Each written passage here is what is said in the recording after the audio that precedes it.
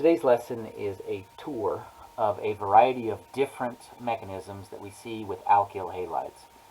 And this lesson will give us enough examples that we should be able to complete this alkyl halide table. Down here, the alkyl halide table that we're going to look at today is kind of the most complete and final version of this table and should be very familiar to you, at least many parts of it, but this will represent kind of the complete summary of what alkyl halide chemistry will look like in this course. So we'll start off with simple reactions involving an alkyl halide and a strong nucleophile that is a weak base. These were reactions that we saw in the previous chapter. This is sodium methylthiolate reacting with a propyl chloride. And the mechanism for this reaction is SN2, which is what we expect whenever you have a primary alkyl halide reacting with a strong base weak nucleophile. It's a concerted mechanism. The nucleophile comes in the first step, displaces the leaving group, and we end up with our final product. An SN2 reaction means that we've substituted it. That's what the S stands for. There is a nucleophile involved in that substitution, and that's exactly what we see with this methylthiolate, and that the kinetics are second order overall, meaning that in the rate determining step, which happens to be the only step, there are two distinct species that are coming together to make that happen. If you remember solvents, and hopefully you do, the acetone is the typical solvent in an SN2 reaction because it is polar and aprotic, and that is the type of solvent characteristics that we look for in an SN2 reaction. Here now we have a secondary alkyl halide, and we're going to react that secondary alkyl halide with sodium cyanide in DMSO. Cyanide is on the list of strong nucleophiles that are weak bases, and for a secondary alkyl halide like this one, we also expect this reaction to go via SN2.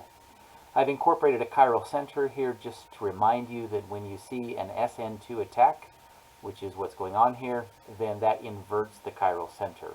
So if the bromine was coming towards you, then the new nucleophile is going to be going away from you, and we'll flip it from, let's see, this one is a bromine to a carbon. This looks like S, and we're going to flip it to the R configuration when we're done with the chemistry. So as a review, what we see here is a primary alkyl halide reacting with a strong nucleophile that is a weak base, and we expect an SN2 reaction. This is a secondary alkyl halide reacting with a strong nucleophile that is a weak base, and again we see that same SN2 chemistry as the predicted predominant mechanism in these reactions. This allows us to start filling in some of the columns on our table, and this is one that we've seen before.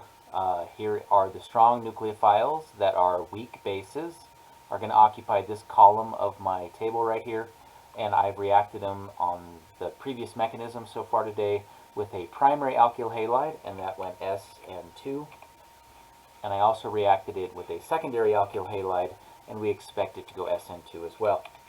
This mechanism represents the most likely pathway, not the only pathway. There's going to be some SN1 chemistry with these secondary alkyl halides, and whenever you have substitution, you're also going to see some elimination, but the table here is primarily intended to help us see what the majority of the molecules are doing during the course of the chemistry. So then let's look at a third example, and this example actually starts off with an alcohol, and I've identified the chiral center here just to kind of help us keep track of what's happening to the stereochemistry. And if you remember, the bridge between the alcohol table, which I called the DUI table, and the alkyl halide table, which is what we're working on today, is tosylation. If you tosylate your alcohol and turn it into this, by adding tosyl chloride to form a tosyl group right here, then we treat this as if it is simply another alkyl halide. In fact, a rather reactive alkyl halide. This particular alkyl halide mimic is tertiary. The carbon that is directly connected to the tosylate group is also connected to 1, 2, 3 other carbons. So this is the primary alkyl halide example. Here is my secondary alkyl halide example, and I'm using the tosylate here as my tertiary alkyl halide example. And we can react that tertiary alkyl halide with another nucleophile. This happens to yet again be a strong nucleophile that is a weak base. The chloride ion is a weak base because it's the conjugate base of hydrochloric acid, and we end up with our final product. Now, a couple of notes on this one. First of all, this is a chiral center, and the mechanism that we expect to see with a tertiary alkyl halide in the presence of a strong nucleophile that is a weak base is actually SN1. And for reasons that I'll show you with the mechanism, the SN1 mechanism kind of loses some of your stereochemistry. It partially racemizes or scrambles your chiral center, and that's what this squiggly line right here refers to, is that I no longer am going to specify what the chiral center is doing because it's some of both. Some of the chlorines are going to be R, and some of the chlorines are going to be attached to a chiral center that's S. You'll also note here with this second step, this is now an SN1 reaction, and I'll explain why we know it's SN1 in a minute. And for SN1 reactions, we want the most polar solvent possible, and this is an abbreviation for acetic acid. This right here, AC, refers to the acetyl group, and then the OH is the part of that that makes it acetic acid, and this is a fairly common solvent to use in a lot of SN1 reactions. Okay, the first step. So after the tosylation event has occurred, and I'm not going to show you the mechanism for the tosylation yet, we'll come back to that in a later example today, but the tosylation occurs, and because the tosylation involves the oxygen, it does nothing to the underlying carbon. So tosylation should not affect the stereochemistry of the carbon. It just affects what's attached to that oxygen.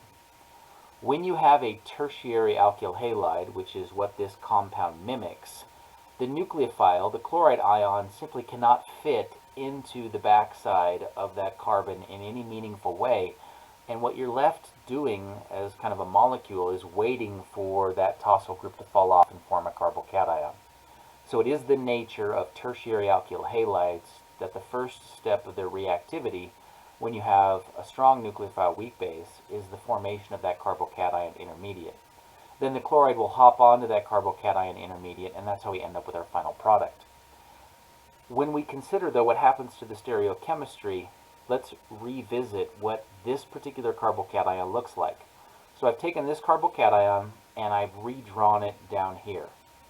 If you look at the carbocation hanging off of that carbon, I have a methyl group, I have an ethyl group, and then these three carbons right here represent a propyl group. So there's the methyl, the ethyl, and the propyl. And it's almost as if you could reach into your screen with your index finger and just poke that methyl group and allow that molecule to fall over. That's kind of what I've drawn here, where now it's flat. And I've just kind of pushed it over by poking that methyl group. This carbon that is a carbocation is sp2 hybridized, and there is an empty p orbital that is hungry for electron density.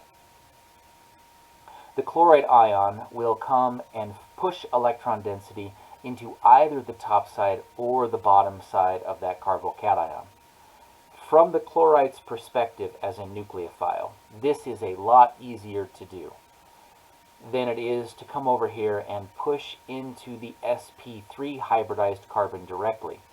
That sp3 hybridized carbon, the chloride ion has to push directly into the backside, and with all the steric bulk around here, that's very difficult to do on a tetrahedral sp3 hybridized carbon. When you form the carbocation, now it's sp2 hybridized, and you can attack from either the top or the bottom. There is actually a tendency for the chloride to attack on the side that is opposite of the tosylate leaving group. All of this happens very quickly, and when that tosylate leaves, it takes just fractions of a second for the chloride ions to come in and attack that empty p orbital on the carbon. And so if this negatively charged chloride is trying to come into this positively charged carbon, it's going to be inhibited by the negatively charged leaving group.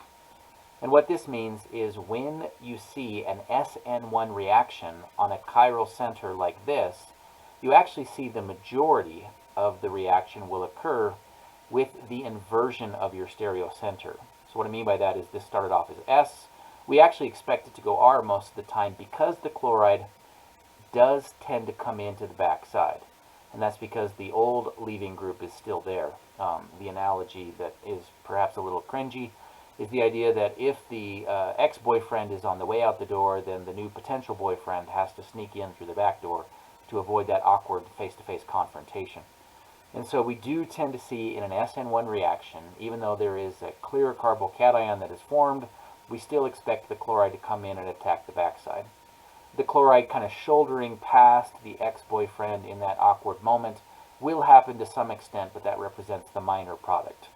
And so while I showed this here as kind of having scrambled stereochemistry, it's not perfectly racemic. We expect inversion of stereochemistry to occur 70% of the time plus, and retention of stereochemistry is what we have it when you keep that same stereocenter.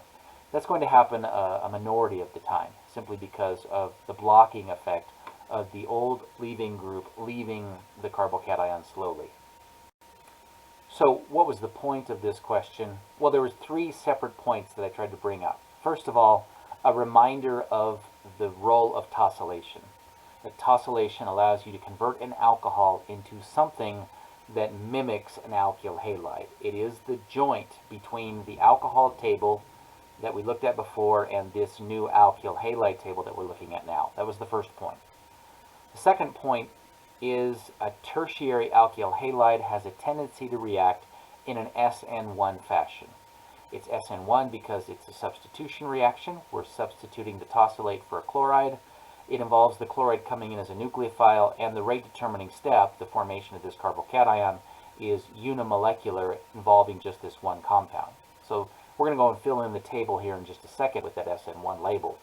The third point is the nature of the partial scrambling of stereochemistry that occurs with an SN1 reaction. We see a predominance of stereochemical inversion, but there is some stereochemical retention where we retain or keep the chiral center in the same orientation. So now we can fill in this last one on this particular column that's SN1. It's SN1 because it's just very difficult for a nucleophile to find the backside of a tertiary alkyl halide. You're just not going to see SN2s anywhere in this row. It's not expected. In the same way that we don't expect SN1 to occur anywhere in this row, because SN1 for a primary alkyl halide would force us to go through a primary carbocation. Okay, let's move on to another example. And here we're still using an alkyl halide because that is the theme of today. But instead of attacking it with a strong nucleophile that is a weak base, we are now going to mix our alkyl halide with a strong nucleophile that is a strong base. And how are you supposed to know it's a strong base? Well, for today's class, the strong bases are going to represent alkoxide bases and kind of their little brother or little sister, hydroxide. So this off to the side of this negatively charged oxygen is either going to be an alkyl group or a hydrogen.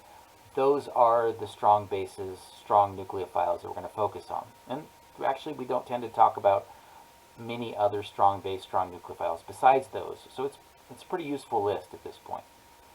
To appreciate what this methoxide needs to do, we need to redraw our 2-bromobutane, showing what it looks like from the methoxide's perspective. So again, going back to what we had right here, this methoxide is attracted to that carbon because that is the carbon that carries the substantial partial positive. The partial positive occurs because it's bound to a bromine, and the bromine is sagging on this electron density because of the nature of halogens and their electronegativity. And so the methoxide is attracted in towards that carbon, and as it approaches that carbon, it approaches it from the backside position. Well, now is why we draw the hydrogens in. If you're the methoxide and you're trying to make it into that backside position, then if you are a strong base, which is exactly what that methoxide is, then you expect a higher probability scenario is that the methoxide grabs one of these hydrogens instead of making it all the way into the carbon. It's just the nature of a secondary alkyl halide, that it's more likely for the strong base, strong nucleophile to grab a hydrogen. And when it does that, this is an E2 mechanism right here. The elimination is where we get the E. So when you form an alkene from something that has a leaving group, that's going to be elimination. It's concerted, meaning it has just one step. and that step involves both of these molecules. So there are two molecules, or in this case, an ion and a molecule, two things involved in the rate determining step.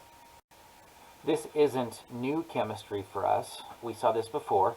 When you have strong nucleophiles that are strong bases, and all of the strong nucleophile strong bases that we're going to look at are oxygens that carry negative charges.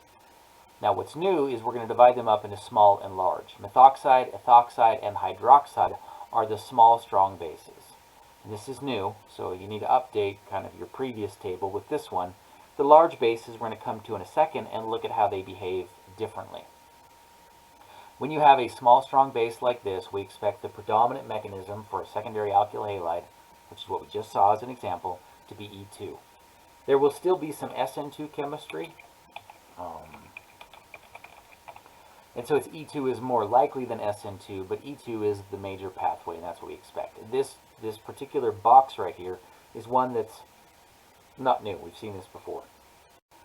What I want to look at now is the question of stereoselectivity. Why does this reaction tend to produce an alkene that is trans as opposed to an alkene that is cis? And the argument that I made before was it tends to produce the more stable alkene, trans being more stable than cis for steric reasons. But a better way to think about that is when we look at the Newman projection. So let's consider this particular conformation of the 2-bromobutane, and we're going to look at what the Newman projection of that looks like. Remember these the triple lines right here represent that I'm redrawing this compound. And if you could reach into the screen right now and grab this carbon, so you want to like pin this carbon to the screen and then grab this carbon and pull it out towards you. That's essentially what we did in this Newman projection. And we're actually looking, this methyl group right here is the one that's in front. This methyl group in the back is in the back. And then that carbon, the chiral center, is the front carbon of my Newman projection. And this methylene group is the back carbon of my Newman projection. So hopefully you see the similarity between this wedge dash diagram and this Newman projection right here. When the methoxide comes and pulls the hydrogen off, so I'm showing the exact same mechanism that I showed up here above. The methoxide is coming along and grabbing a beta hydrogen. So this is my leaving group. The bromine is the leaving group, and the carbon connected to the leaving group is the alpha carbon. So this is the alpha carbon right here. There are two beta carbons. There's a beta carbon here and a beta carbon right there. We already ignored this front beta carbon based on Seitzeff's rule, that we pull the carbon from the hydrogen with the fewest number of hydrogens. But now what we want to think about is which of those two hydrogens in the back do we actually pull off. So this is the alpha carbon.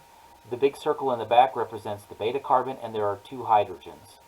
In the present conformation right here, we can only remove this hydrogen right here. And the reason for that is E2 elimination requires that the leaving group, the bromine, and the hydrogen that you pluck off from the beta position are lined up anti-relative to each other.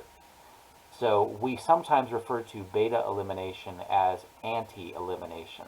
And that speaks to the specific conformation that must exist where the bromine and the hydrogen that you are eliminating have to be anti-relative to each other. So when the methoxide comes, it's going to preferentially pull off this hydrogen because that hydrogen is not appropriately lined up. It can't pull off this hydrogen because that's an alpha hydrogen, and you need to pull off the beta hydrogen right there. So when it does that, now imagine that as you're pulling this hydrogen and this bromine, so pretend that you take your left hand with your thumb and your index finger, and you grab this hydrogen and this methyl group and just kind of pinch them together with your thumb here and your forefinger right here. When you pinch those two together, that's exactly what's happening as you're eliminating, because everything's going from sp3 to sp2. And with your other hand, you're also going to grab this hydrogen with your index finger and this methyl group with your thumb and pinch those two together as well. So what you're doing is, as the elimination is occurring, the remaining atoms have to flatten out. And when you do that, and you form the double bond between the front carbon and the back carbon, this methyl group right here becomes this methyl group. and this methyl group in the front is on the opposite side. So my point of all of this is the Newman projection helps us see that we line these things up such that the hydrogen is anti to the bromine, and that forces the two methyl groups to be anti-relative to each other. The anti-orientation or the anti-conformation ultimately becomes the trans arrangement when that double bond gets formed. Let's contrast that with another representation of our starting compound. In a single bond, all of these bonds are free to undergo rotation. So this carbon-carbon bond right here can rotate, and you can imagine that some of the time this particular molecule is going to look like this. If we try to draw a Newman projection that looks like this, it ends up having this particular arrangement. The front carbon in my Newman projection is this carbon that has a bromine and a methyl group coming off of it. There's my front carbon with the bromine and the methyl group. The back carbon has two hydrogens and a methyl group. There's my two hydrogens and a methyl group. And now I've kind of got the two methyl groups next to each other.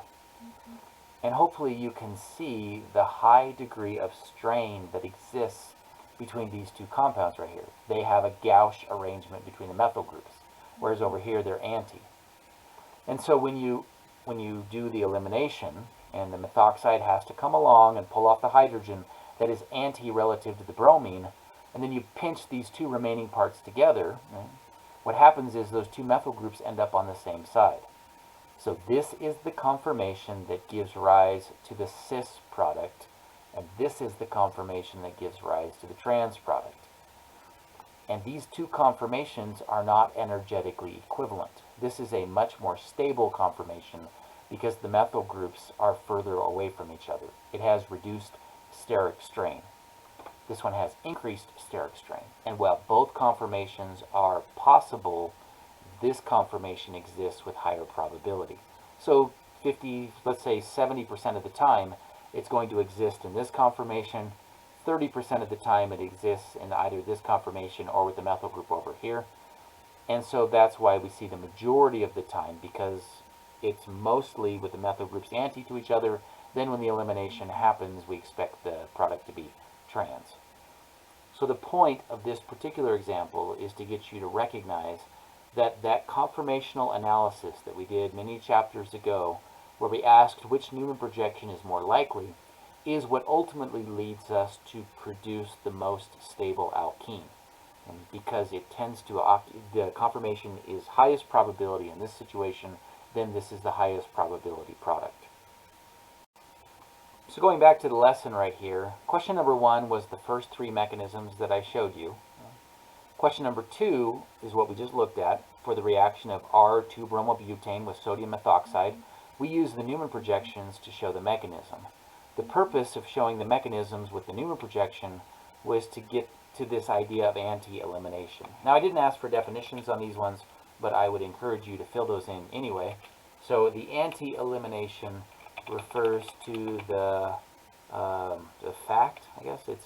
Facts are a difficult word in science. It's usually the highest probability scenario is what we mean by fact. The fact that elimination occurs when the hydrogen and the leaving group are anti relative to each other in the Newman projection. The respective or relevant Newman projection is what I was trying to decide, so I just left both those words out. So this is the idea of anti-elimination. The next part of this question asks you to identify an appropriate solvent. Now, solvents are kind of a mess. It's difficult to know which solvent to choose and why you need to choose solvents. The only times that you need to worry about solvents are when we're asking about the better solvent for an SN1 versus an SN2 reaction, and when we're using strong bases. So from the previous lessons, hopefully you remember that in an SN2 reaction, we want a polar aprotic solvent, and in an SN1 reaction, we don't care about whether or not it's protic. We just want the most solvent possible. In a strong base reaction, and so going to our table, the only time we have to worry about strong bases are these ones over here. And the only 4 strong bases that I'm asking you to recognize right now are methoxide, ethoxide, hydroxide, and tert-butoxide. And what solvent do we use? Well, the answer is whatever the conjugate acid is, that's the solvent we want to use. So let me explain why that is. When you try to put this thing inside of a solvent, this is an ion.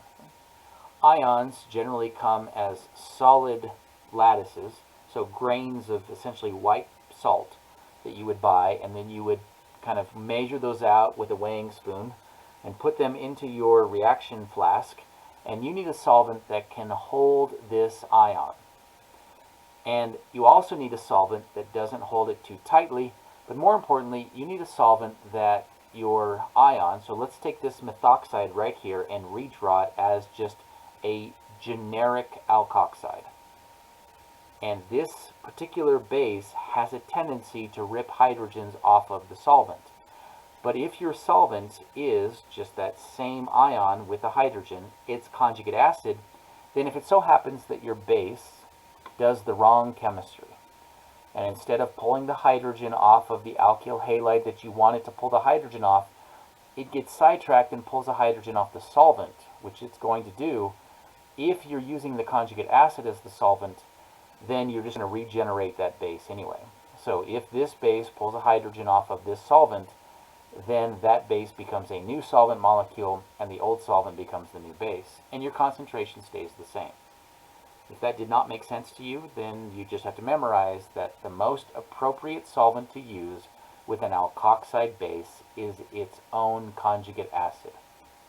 So for example, if I'm using methoxide as my strong base, strong nucleophile, then I would use methanol as the solvent. Ethoxide, I would use ethanol. Hydroxide, I would use water. And tert-butoxide, I would use tert-butanol.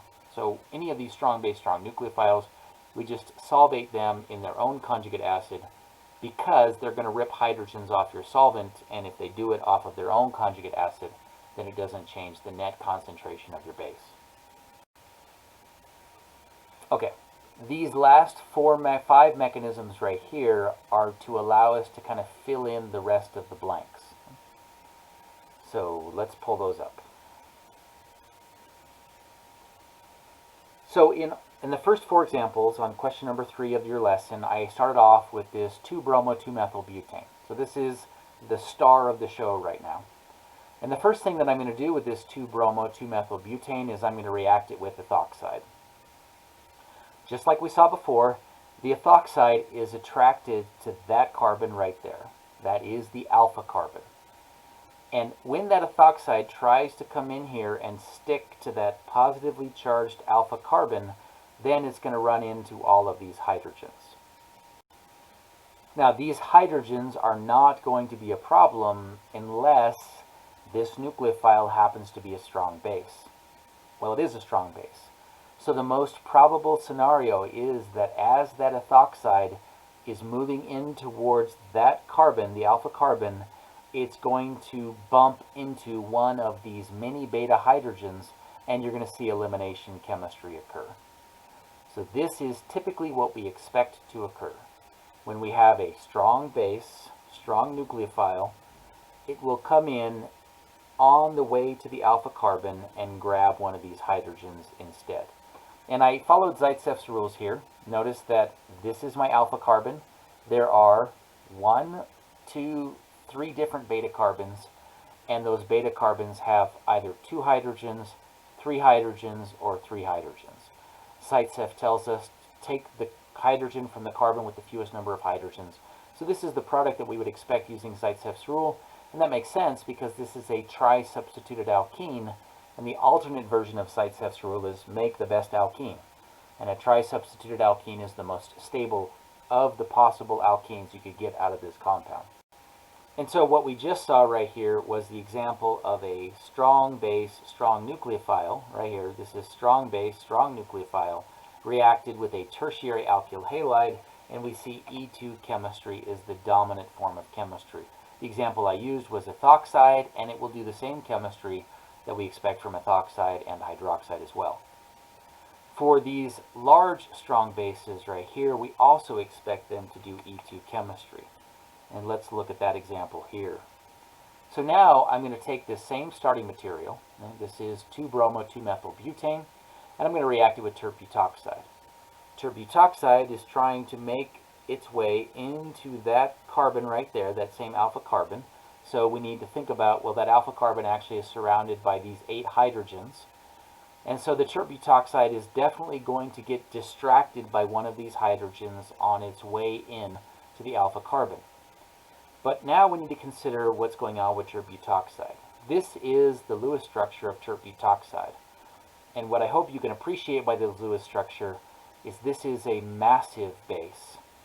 And what happens is this base is sterically hindered from getting anywhere near that carbon. And what ends up happening because of the steric hindering is that the tert-butoxide tends to go against Zaitsev's rules. So according to Zaitsev, the tert-butoxide should be pulling off one of these 2 hydrogens over here. Zaitsev tells us to take the hydrogen from the carbon with the fewest number of hydrogens. The problem is that those 2 hydrogens are actually somewhat buried within the structure of the compound. So tert-butoxide is unique in that it does exclusively elimination chemistry, which is excellent, but it does it at the wrong position relative to Zaitsev's rule. So notice how we can actually get a different product using the same starting material. If you treat it with ethoxide, you'll end up with the tri-substituted alkene, the Zaitsev alkene. And if you use tert-butoxide, in this case, you end up with the anti-Zaitsev alkene. So this is referred to as nobody calls it this. I call it anti-Zaitsev elimination. The technical term is called a Hoffman elimination. And just to avoid the number of new words that you have to memorize, I'm going to continue to refer to this as an anti-Zaitsev elimination. And this is what tert-butoxide does. And the ethoxide, the small base, tends to do a regular Zaitsev elimination. So what does that mean for our chart right here? Well, for secondary alkyl halides, the strong base, strong nucleophiles, we've looked at them before. The E2 predominates over SN2. And for tertiary, we pretty much just get only E2. For the large, strong bases, we get E2, but it tends to go in an anti-Zaitsev fashion. And over here, we also tend to see E2 elimination, and it tends to go anti-Zaitsev as well.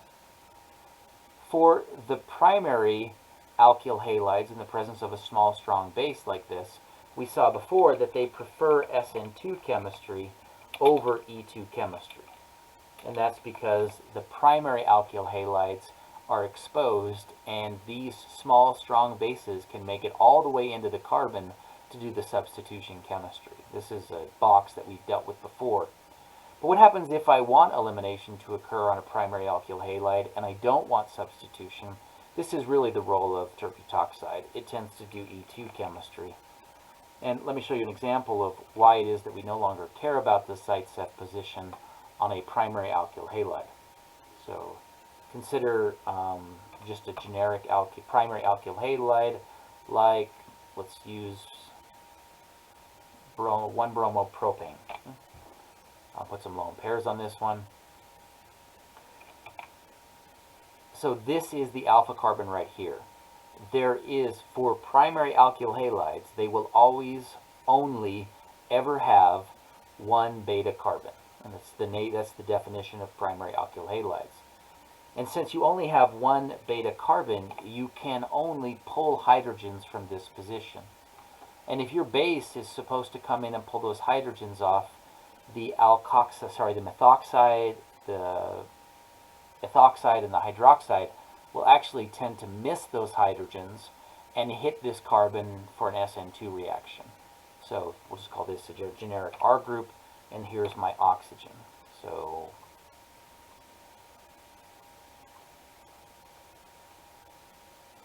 for things that are hydroxide or ethoxide or methoxide, this alkoxide base will actually skip those hydrogens and has a tendency to come directly in and do SN2 chemistry.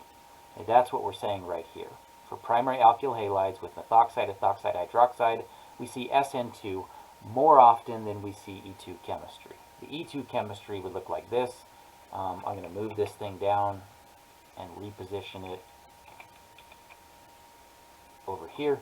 Our E2 chemistry would occur if it pulled that hydrogen off, and then those electrons fell down, and then it bumped that off. So let me color code this right here. Your E2 chemistry would be in red, and your SN2 chemistry right here would be in blue. I'll color this arrow right here purple or magenta, because regardless of whether I'm going E2 or SN2, I still have to see that arrow in both cases. For primary alkyl halides, we expect for this to represent the major pathway. So that's what we're saying, and it's primarily SN2. But if now we come in and we change this out for a tert butoxide, and you really have to appreciate how massive this thing is on a molecular scale, so I'm going to draw in the hydrogens as well. Just to kind of appreciate just the steric bulk that you're dealing with on this one. Whoops, I would rather have that hydrogen right there, so I have the carbon. So this is now tert butoxide as soon as I finish adding in all of these hydrogens.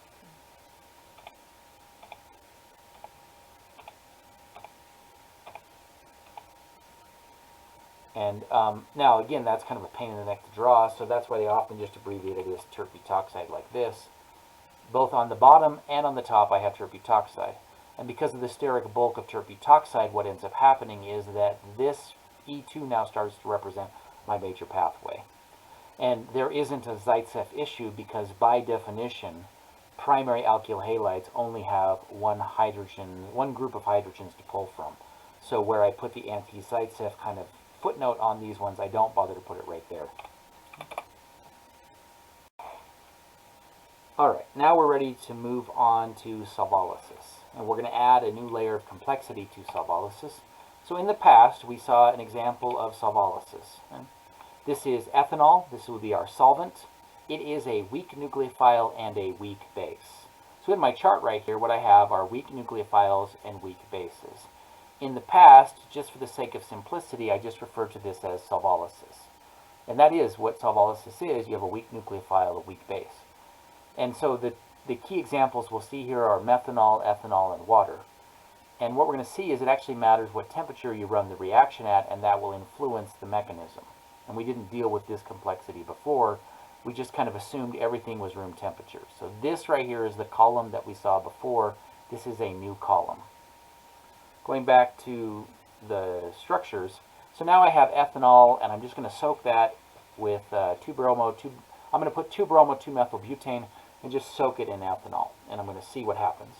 Well, ethanol has an oxygen with a negative charge. Well, it's not a full negative charge. It is a weaker partial negative charge. So in terms of negative charge, ethoxide has an aggressive negative charge.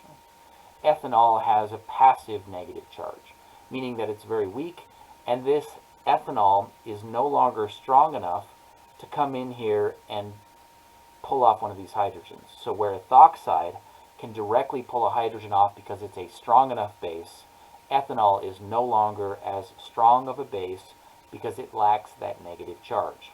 So now what happens in solvolysis is you typically have to wait for the molecule to fall apart. So the ethanol is never going to make it into that carbon. This is tertiary. It's just too obscured by all of these hydrogens. But as the ethanol starts to approach that carbon, it's going to bump into these hydrogens. It's not strong enough to pull the hydrogens off until you form a carbocation.